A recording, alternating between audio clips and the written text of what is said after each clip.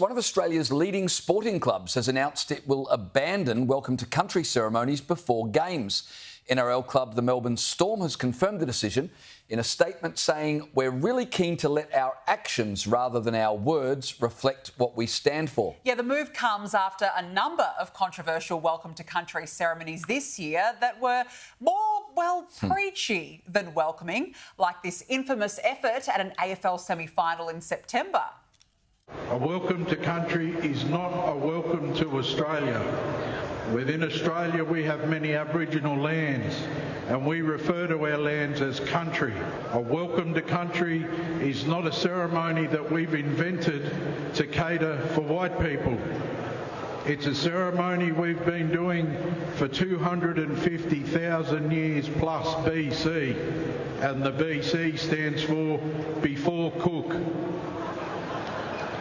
Prior to colonisation, you could get yourself into a lot of trouble for walking on someone else's lands without being welcomed onto those lands.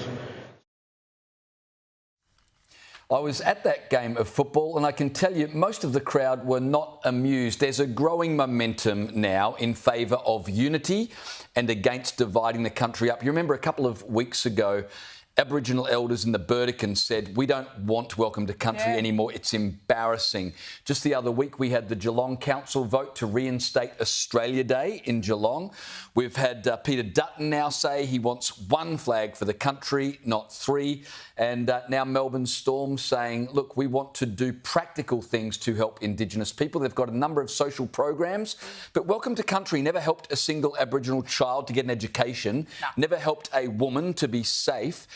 Welcome to Country is something that's become ubiquitous but meaningless, and I think this is a really good move. I just pray the AFL pay attention, because the AFL could do with a bit of waking up. Absolutely. This is fantastic news by the Melbourne Storm, and I've always said, James, it actually just starts with one organisation going big, going bold and saying enough is enough, because when you've got one, then it becomes a follow-on effect. Others go, OK, because right now we have a situation where, let's be honest, we just sit there. We hear it all the time. Welcome here, welcome there. And you're just sitting there politely, you're listening to it. But you're not really listening to it. You don't really care about the words of it. You're not intently taking in the words, because they've become completely meaningless, James, because we hear it over and over again. The reality is that this decision by Melbourne Storm shouldn't actually shock anyone when 60% of us voted no last year to this sort of division. And I've got to say, I feel like the conversation has really been kick-started or moved along by Peter Dutton, as you mentioned, that decision the other day to say, if I win, I'm standing in front of one flag, the Australian flag, not three flags. And it's the Trump effect as well. We saw it in the US, and I don't know, I'm optimistic. James. I feel like maybe there's a change in the air. I hope so. When this whole Welcome to Country started, I was part of an organisation that really wanted to do it as part of a big conference they were holding. And I said don't, for two reasons. Number one, it's meaningless. And number two, once you start, you'll have to do it every single year. Otherwise, if you stop, you'll be branded as racist. They went ahead and did it, and because they wanted to show that they cared, they wanted to be inclusive. But then after a number of years, then it became, instead of a ceremony, it became a video that was showed. Then it wasn't showed during the conference, it was showed sort of in the preamble to the conference. And you see that everywhere in society. You have supermarkets that play a recording of acknowledgement of country. How respectful is it when it's literally a recording that no one is paying attention to? It's actually become quite counterproductive, because it doesn't build respect.